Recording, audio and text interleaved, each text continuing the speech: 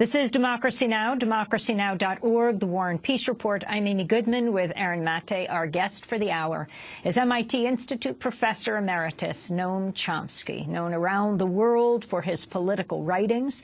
We're going to turn right now to the issue of Russia and Ukraine. Secretary of State John Kerry's meeting with Russian counterpart Sergei Lavrov in Geneva to discuss the conflict in Ukraine. The meeting comes just days after Kerry publicly accused Russian officials of lying to his face about their military support for separatist rebels. Russia and Ukraine are also holding direct talks in Brussels to resolve a dispute over delivery of Russian gas. The UN said today the death toll from the nearly year-old conflict has topped 6,000. A recent ceasefire continues to hold over a shaky start.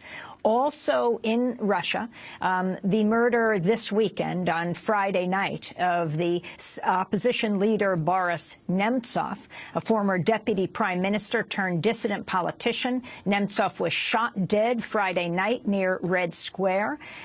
He was going to lead a major rally that was critical of Vladimir Putin on Sunday. It grew much larger after his death, with tens of thousands, perhaps 50,000 people marching past the Kremlin carrying signs reading, "I am not afraid." Noam Chomsky, if you can comment on what's happening in Russia and Ukraine. What's happening is quite ugly, and I think the criticisms are mostly accurate, but they're kind of beside the point. There's a background that we have to think about. It's fashionable now in the United States and Britain to condemn Putin as some sort of distorted mind. There's an article in Psychology Today analyzing his brain, asking why he's so arrogant. He's been accused of having Asperger's, an irritable, rat-faced man, as he's described by Timothy Garton Ash, and so on. This is all very reminiscent of the early 1950s, when I was a graduate student then. At that time, the U.S. had overwhelming power, and it was able to use the United Nations as a battering ram against its enemy, the Soviet Union. So Russia was, of course, vetoing lots of resolutions condemning it. And leading anthropologists in the United States and England began to analyze why the Russians are so negative. What makes them say no at the United Nations all the time? And their proposal was that the Russians are negative because they raise their children in swaddling clothes, and that makes them negative.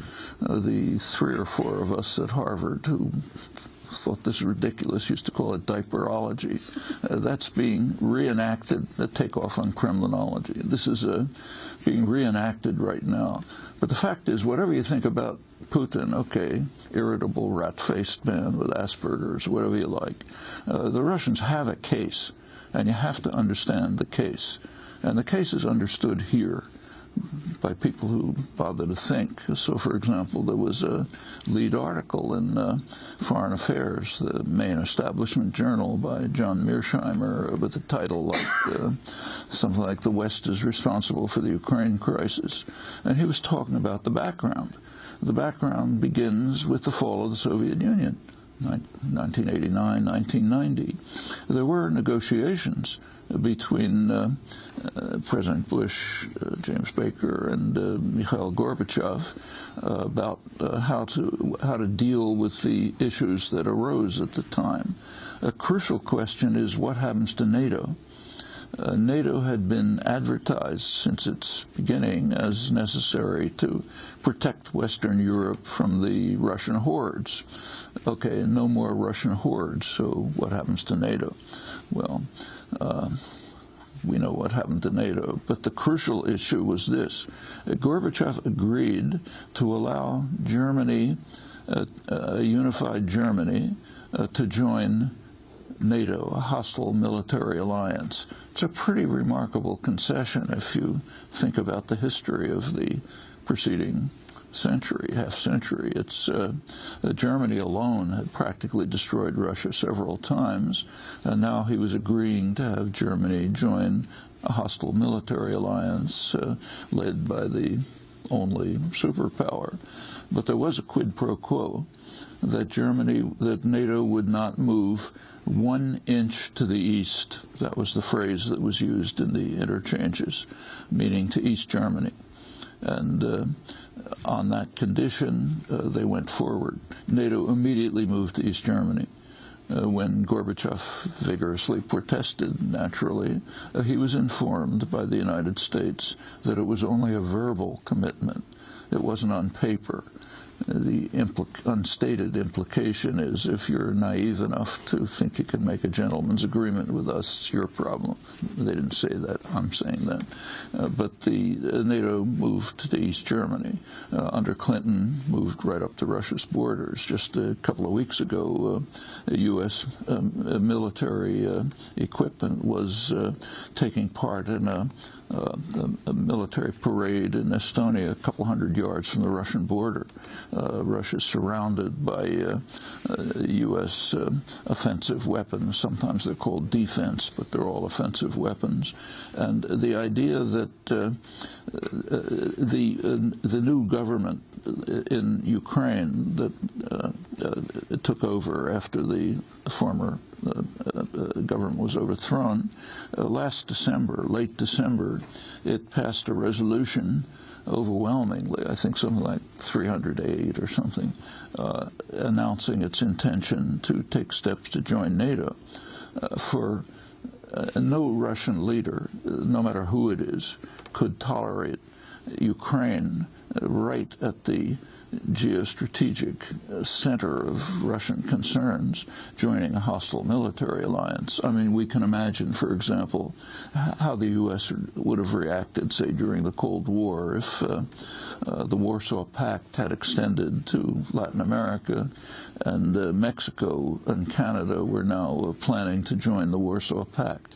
Of course, that's academic, because the first step would have led to a violent U.S. response and wouldn't have gone any further. A Cuban Missile Crisis. Yeah, and it's very interesting to think about what actually happened at the Cuban Missile Crisis, which is very striking. The crucial issue at the missile crisis was the peak moment was October 26th and 27th, right at the end. Khrushchev had sent a letter to Kennedy offering to end the crisis by simultaneous public withdrawal of Russian missiles from Cuba and U.S. missiles from Turkey. These were obsolete missiles for which a withdrawal order had already been given because they were being replaced by much more lethal U.S. missiles and Polaris submarines, invulnerable submarines. So that was the offer. They would withdraw the missiles. We would withdraw obsolete missiles, which are already being replaced by more lethal ones. Kennedy refused, and his own subjective assessment, whatever that means, of nuclear war was a third to a half. That's got to be the most horrific decision in history. Khrushchev backed down, fortunately. The U.S. did secretly say that it would withdraw the obsolete missiles, of course, which didn't need any more. But if you take a look at the balance of power that was assumed to be legitimate, you have to establish the principle that we have a right to surround anyone with lethal offensive weapons that can obliterate them in a second, but they can't do anything anywhere near us. Same as take a look at the conflict with China over the maritime conflict. Where is it taking place? I mean, is it off the coast of California? Is it in the Caribbean? No, it's off the coast of China. That's where we have to protect what we call freedom of the seas, not in China's waters. This is a part of the concept that we basically own the world. And we have a right to do anything anywhere we like, and nobody has a right to stand up to it. Now, in the case of the Ukraine, whatever you think about Putin, think he's the worst monster since Hitler, they still have a case. And it's a case that no Russian leader is going to back down from. They cannot accept the Ukrainian move of the current government to join NATO, even probably the European community. There is a very natural settlement to this issue, a strong declaration that Ukraine will be neutralized. it won't be part of any military alliance. That, along with some more or less agreed upon choices about the autonomy of regions. You can finesse it this way and that. But those are the basic terms of a peaceful settlement. But we have to be willing to accept it. Otherwise, we're moving towards a very dangerous situation. I mentioned before that the doomsday clock, famous clock of the Bulletin of American Atomic Scientists, has just been advanced to 3 minutes before midnight. That's very close. Midnight means we're finished. That is the closest it's reached since 1983.